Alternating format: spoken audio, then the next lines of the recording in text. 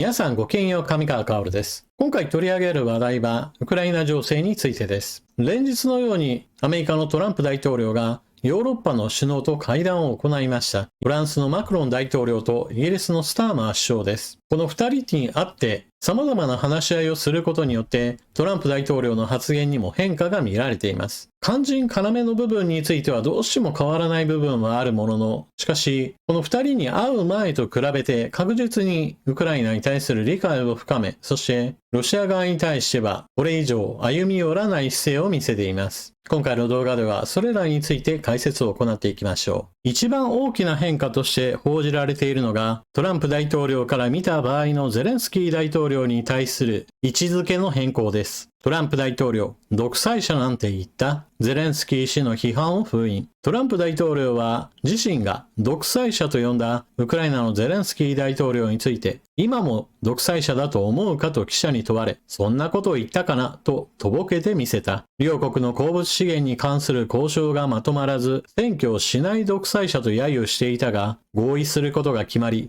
批判を封印した。ホワイトハウスでのスターマーイギリス首相との会談冒頭で報道陣の質問に答えた。トランプ氏は、ウクライナに侵攻したロシアのプーチン大統領を独裁者だと思うかと記者に問われた際、そういう言葉は軽々しく使わないと語っていた。トランプ大統領は実際に自分がゼレンスキー大統領に対して独裁者だと言っていたことについてさっぱり忘れたというわけではさすがにないでしょう。年齢的にもそのようなことが疑われるお年頃ではあるものの、トランプ大統領の場合だと感情的に選挙なき独裁者だと罵っていた件について、いちいち正式な謝罪などをするといった気持ちがないからこそとぼけて見せたのでしょう。このような行為は当然のようにアメリカの大統領の発言としてはあまりにもコロコロと変わることから発言の信頼性を大きく損なうものです。ただし、そのことをトランプ大統領自身が気にすることはないでしょう。トランプ大統領は国益を第一にするといったことは大統領選挙の時から言っていましたし、彼の支持者もまた国際的な地位といった見栄のようなものではなく、アメリカの国益を第一にせよという部分においてトランプ氏を支持していましたし、現在でもそれは変わらないでしょう。そして、ウクライナとの間における鉱物資源が合意に至り、トランプ大統領はそのことを自分の政治的な功績だと誇っています。特に、ウクライナの地下資源、レアアース類などについては、アメリカの国益に直結すると、その狙いを明らかにしています。レアアースの類については、主に採掘と生産、そして出荷している国としては、中国が世界的なシェアナンバーワンの状態となっています。しかし、現在、米中との間における将来的な対立構造を考えた場合においては、中国に依存していたのでは、将来的にはレアアースが完全に途絶える危険性もあることから調達先を分散させる必要があります。ウクライナにおいてレアアース類についての開発をアメリカの企業が確保する。しかもそれが大統領案件として話し合った結果として成立する。故にトランプ大統領は私の功績だと怒っているわけです。だからこそこの段階に至ってはゼレンスキー大統領に対して批判的な言動を収めたというわけです。ただし、ウクライナのゼレンスキー大統領にとっては、これは苦渋の決断の一つでした。というのも、ウクライナが求めていたのは、未来に向けての安全保障や軍事支援のその原資として地下資源の交渉を持ちかけていました。トランプ大統領は、ウクライナ国内でアメリカの開発企業が活動することによって、ウクライナ国内にアメリカの影響ありとして、それがまさに抑止力として働くんだというような話をしています。しかしこれはウクライナのゼレンスキー大統領にとっては不十分な抑止力と言えるでしょう。ただ、ウクライナ自身ではなかなか開発ができなかったのも事実なので、新しい協定では少なくとも利益の 50% はウクライナに返ってくるという内容にはなっていますから、不十分ではあるものの、協定それ自体には未来に対して一応役には立ちます。なお、ウクライナにおける地下資源交渉においては、プーチン大統領も一つ失言をしました。それは、新しい領地においてアメリカも一緒に共同開発しないかといった呼びかけを行ったことが、ロシア国内の右派勢力から突き上げを食らうといった事態へと発展したのです。ロシア、愛国者にプーチン大統領への不満広がる。トランプ大統領にすり寄ったと批判。米ロの交渉をめぐり、プーチン大統領がトランプ大統領にすり寄りすぎているとして、ロシアの愛国者たちがプーチン大統領は気が触れたなどと痛烈に批判しています。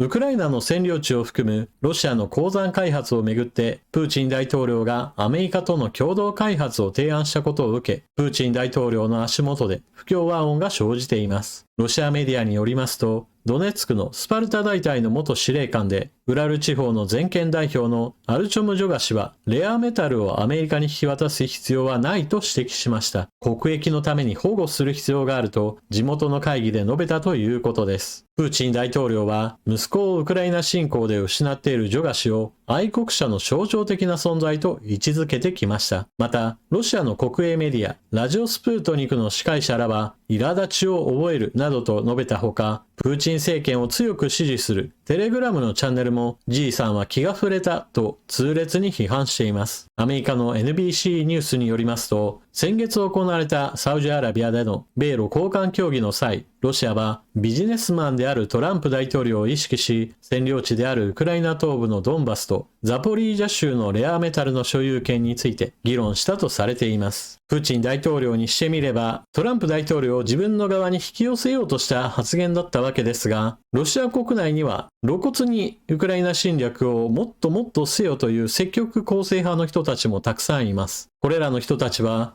プーチン大統領が特別軍事作戦だと話している一方において、ロシアによるウクライナ征服をもっとうまくやれといった具合にして、さらに焚きつけています。そのような人たちにしてみると、打倒すべきアメリカと手を取るプーチン大統領というのが愛国者としての国家観から大きく外れる行為だとして非難の対象となっているのです。しかし、そのような人たちが煽ることによってナショナリズムをかき立てられた人たちがロシア軍に志願するといった光景もあるわけで、プーチン大統領としてはあまり強く取り締まることもできない、そういった関係性となっています。一方で、トランプ大統領はウクライナとの鉱物資源に前向きで、その発言もどんどん前のめりになっています。ウクライナの鉱物資源協定署名へトランプ大統領、現場に行き、掘って掘って掘る。アメリカトランプ大統領、ウクライナの鉱物、レアアース、石油、ガスの開発において、アメリカを主要なパートナーとする歴史的な協定に署名します。私たちは現場に行き、掘って掘って掘ります。トランプ大統領は、28日にワシントンを訪れるゼレンスキー大統領と共にウクライナの鉱物資源の権益に関する協定に署名すると明らかにしました。ウクライナの再建に向けた長期的な繁栄に貢献するだろうと強調しています。また、トランプ氏はこの協定により東ヨーロッパに安定を取り戻す和平合意の土台が築かれるだろうとも述べ、ロシアの侵攻終結に向けた交渉にもつながるとの考えを示しています。そしてトランプ大統領はロシアに対してこっそりと手痛い行動をとっていました。トランプ大統領、ウクライナ侵攻関連の対ロシア制裁を1年延長。アメリカのトランプ大統領は27日、ウクライナ侵攻に関連して発動された対ロシア制裁の効力を1年間延長する手続きを行った。これはアメリカ連邦官報掲載の公式発表に書かれている国家緊急事態法202条、私は大統領令第136605で宣言された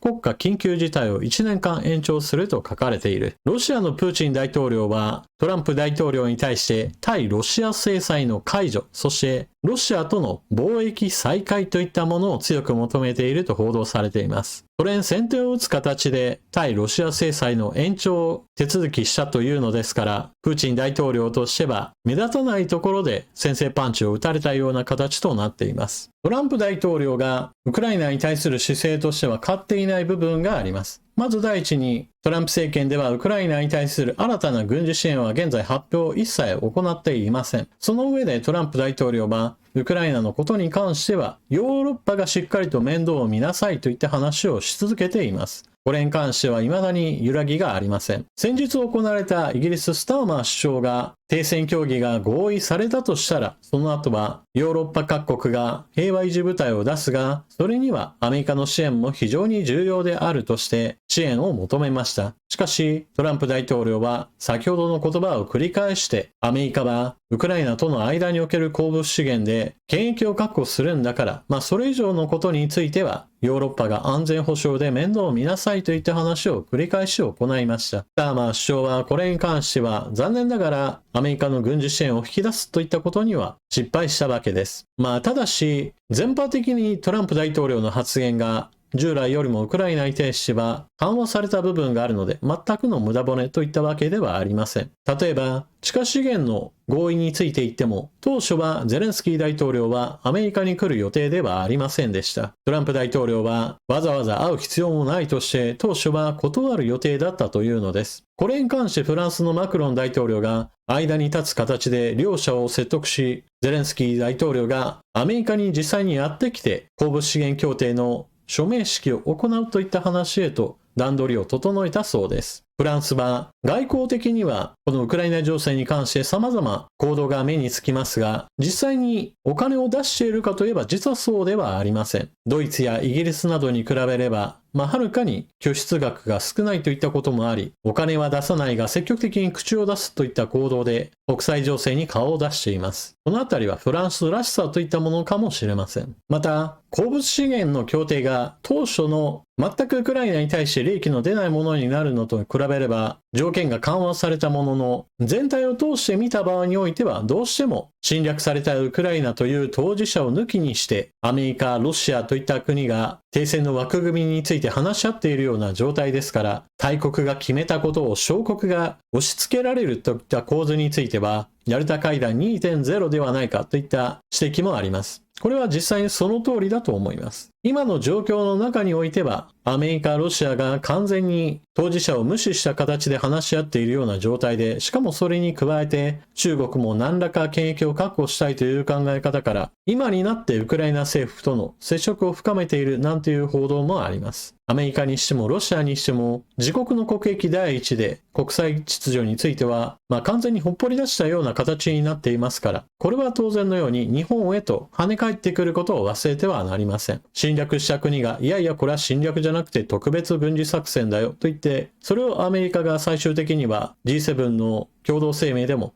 ロシアによる侵略という表現をやめさせようとしているといった点なども、大国がちょっと意見を変えれば侵略が侵略でなくなるといった事態は日本にとって見過ごすことのできない話です。というのも、日本はそのような押し付けられる側になるだろうと考えられるからです。せめてヨーロッパが危機感を高め、ウクライナに対するアメリカ並みの軍事支援を行えるように立ち上がってほしいものです。ちなみに私は日本に対しても軍事支援を行うべきだというような意見を以前から述べています。結局のところ国際秩序が破壊されて喜ぶのは軍事力を持って自分たちの願望を叶えようとする国です。秩序を破壊しようとする者に対してそんなことをしてもデメリットしかないといった教訓を与えるためにもウクライナ支援は日本にとっても国益となります。親ロシア派の人たちにしてみると理解のできない話ではあるとは思いますが、そのような対になる考え方を持った人もいるということを、ぜひともお忘れなく。というわけで今回の動画はここまで。最後までご視聴いただきありがとうございました。チャンネル登録していない方はぜひともこの機会にチャンネル登録よろしくお願いします。そして情報の整理整頓に役立ったなと思われる方はスーパーチャットのご利用もよろしくお願いします。それでは次の動画でまたお目にかかりましょう。またね。